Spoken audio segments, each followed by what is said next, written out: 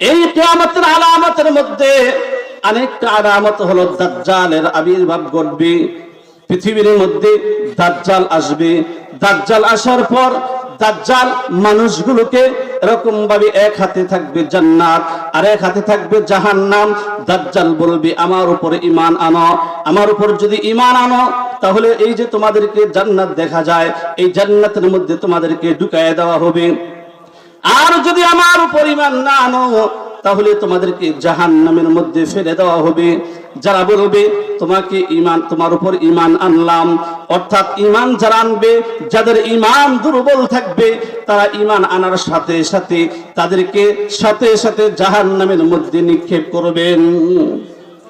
আর যখন যাদের ঈমান দুর্বল থাকবে তাদেরকে জাহান্নামে নিক্ষেপ করবে, আর যাদের ঈমান সবল থাকবে তারা বলবে ঠিক আছে তুমি যদি আমাদেরকে জাহান্নামের মধ্যে নিক্ষেপ করো আমরা জাহান্নামেও যাইতে রাজি আছি, তারপরে তোমার উপর ঈমান আনতে রাজি নাই।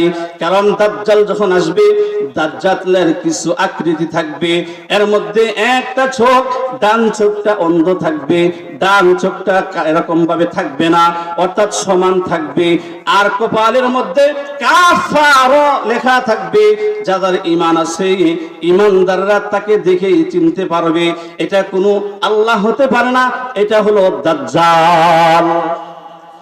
এই দাজ্জালের উপর যারা ঈমান আনবে না তাদেরকে দাজ্জালে একটা তরবারি থাকবে, এই তরবারি দিয়ে আঘাত করবে, আঘাত করার পর সাথে সাথে সে মৃত্যুবরণ করবে, মৃত্যুবরণ করার পর আবার সে জীবিত হয়ে যাবে। জীবিত হয়ে যাওয়ার পর আল্লাহ রাব্বুল আলামিন তাদেরকে জান্নাতের পারমিশন দিয়ে দিবে।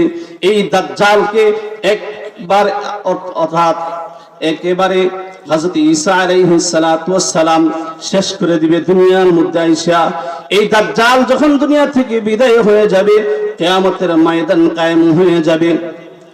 কিয়ামতের ময়দানটা কায়েম হবে, কিয়ামতের ময়দান যখন কায়েম হয়ে যাবে, দুনিয়া যখন ধ্বংস করে দেওয়া হবে, দুনিয়া যখন শেষ করে দেওয়া হবে, তখন तमाम दुनियार मानुषगुलोके आल्लाह रब्बुल आलामीन दाঁড় করায় দিবে, উঠাইয়া দিবে।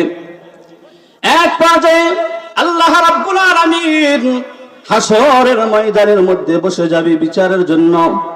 বিচারের জন্য যখন বসে যাবে হযরত জিবরাইল আলাইহিস সালাতু ওয়াস সালাম কে বলবে, জিবরাইল মাকামে মাহমুদ ডান পাশে একটা চেয়ার বসাও।